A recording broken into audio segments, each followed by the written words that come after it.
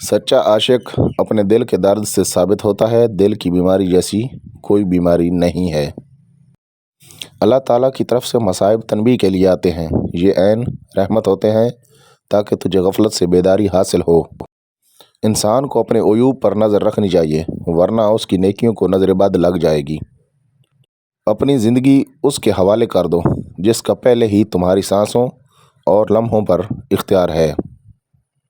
فضیلتیں اللہ تعالیٰ کی طرف سے ملتی ہیں پھر اسی کی جانب سے تبدیلیاں ہو جاتی ہیں، اس لیے اس کے فضل پر جان و دل سے سجدہ بجا لاؤ۔ ٹوٹا ہوا دل خدا کی توجہ کھینچتی ہے، خوش نصیب ہے وہ روح جو خدا کے لیے روتی ہے۔ خواہش کے سانپ کو ابتدا میں ہی مار دینا چاہیے، اگر دیر کرو گے تو یہ بڑھتے بڑھتے اژدہا بن کر تمہارے قابو سے باہر ہو جائے گا۔ جب انسان کسی رنج اور مصیبت میں اللہ سے شکوہ کرتا ہے تو اللہ فرماتا ہے کہ اس مصیبت کا شکوہ بے جا ہے، یہ مصیبت تو تجھے میری طرف متوجہ کر رہی ہے، تجھے شکوہ تو میری اس نعمت سے ہونا چاہیے جو تجھے مجھ سے بے نیاز کرتی ہے۔ پاک کلام اندھے دلوں میں نہیں ٹھہرتے، اصل نور کی طرف چلے جاتے ہیں۔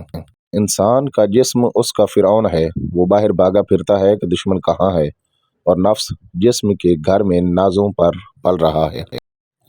جس شخص نے اپنے راز کو اپنے تک محدود رکھا وہ جلد کامیابی کی منزل تک پہنچ جائے گا۔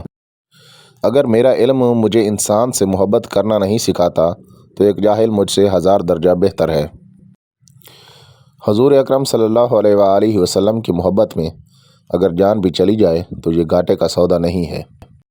مولانا رومی سے کسی نے پوچھا کون سی موسیقی یعنی میوزک حرام ہے؟ رومی نے جواب دیا، امیروں کے برتنوں میں چمچ کی وہ کھنک جو غریب اور بھوکے کے کانوں تک پہنچتی ہو۔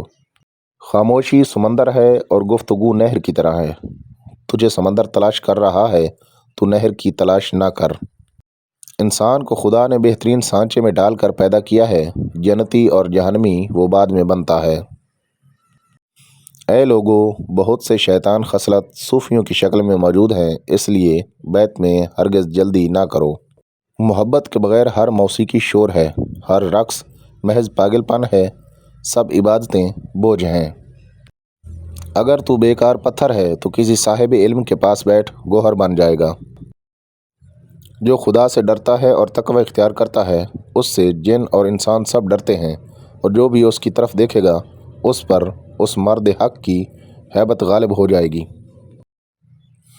کہتے ہیں ہر وقت اپنا تن اور من صاف رکھو، کیا خبر کب اپنے رب سے ملاقات ہو جائے۔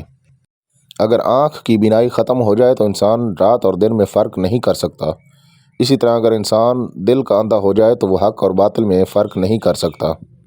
جہاں پانی گرتا ہے وہاں سبزہ اگتا ہے، جہاں آنسو گرتے ہیں وہاں رحمت اترتی ہے۔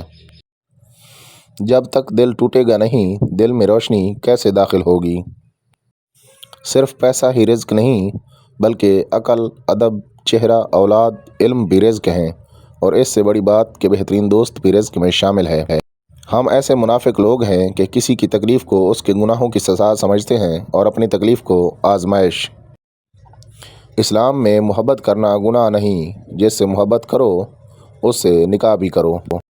اگر تم قرآن کو آنکھوں سے دیکھو گے تو الفاظ نظر آئیں گے، دماغ سے دیکھو گے تو علم نظر آئے گا، دل سے دیکھو گے تو محبت نظر آئے گی، اور اگر اپنی روح سے دیکھو گے تو تمہیں خدا نظر آئے گا۔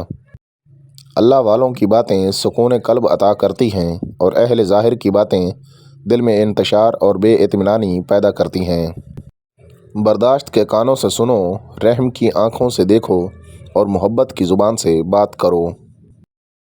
دشمنوں سے زیادہ ہمارے وہ دوست خطرناک ہیں جو منافقانہ انداز میں ہمارے جذبات سے کھیلتے ہیں۔